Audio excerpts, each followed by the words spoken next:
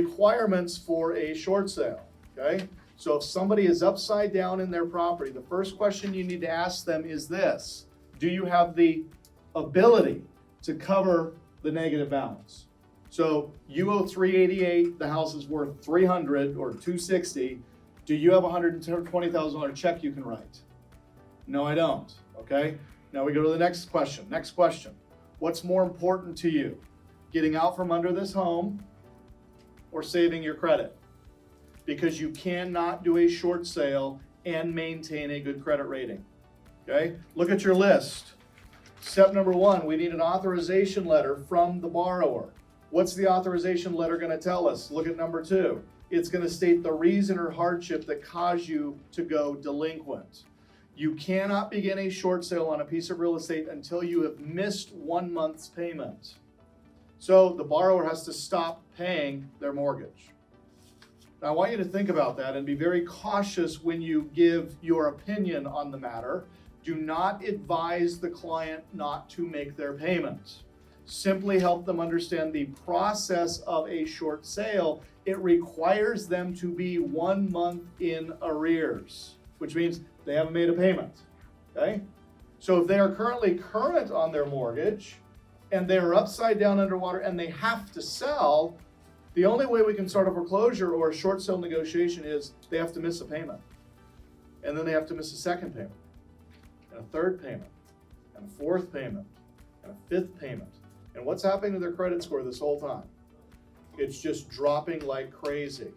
Now, as their payment or their credit score is dropping, they're not going to be relegated to rent for at least the next 24 months. So while they're not paying their mortgage, they need to be taking whatever the mortgage amount is and setting it aside in some type of a savings account. They can't touch it because that monthly payment is going to be what they will use as first and last month's down when they now move out of this property and into a rental, because their credit's shot. So they're not going to be able to buy another piece of real estate unless they buy it subject to or seller finance, which is what we are teaching on October 22nd. So it's not all doom and gloom for the owner. They just need to understand the process of how to get themselves through this and out of the situation. So they're now in arrears. They're behind on their payment. Foreclosure is looming.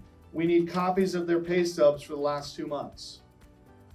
Then I need bank statements for the last 2 months. The bank wants to see that there is a verifiable hardship. They've got no income, lost their job, or their income is not sufficient to pay the mortgage.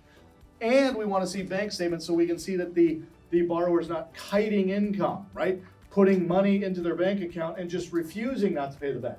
The bank doesn't want to take a loss for no reason. They're only going to take a loss if there is a legitimate financial hardship. If there is not, encourage the client to keep making their payments. They agreed to it. They signed on the dotted line that they would. They need to follow through on that obligation. But if there is indeed a financial hardship, they can't make the payment, it's too high, or we're seeing this a lot now, they got an adjustable rate mortgage in 20 and 21. So they started out with a payment of like $1,200, but now rates have adjusted to 6.5 and 7, and their payment has doubled. Anybody know anybody that's experiencing that situation right now? Okay, so when you get an adjustable rate mortgage that's affordable today, it is no longer affordable right now because rates have gone up so high.